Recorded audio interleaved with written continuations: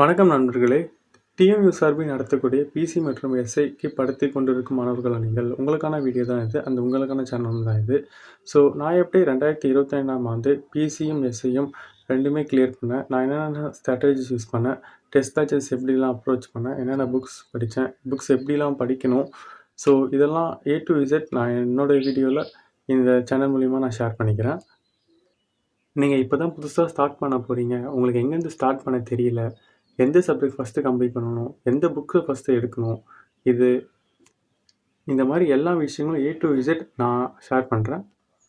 நம்ம போலீஸை பொறுத்தவரைக்கும் 3 விஷயம் நீங்கள் கட்டாயம் பண்ணியே ஆகணும். ஃபஸ்ட்டு சிலபஸை டவுன்லோட் பண்ணி ஹார்ட் காப்பியாக எடுத்து கையிலே வச்சுக்கோங்க.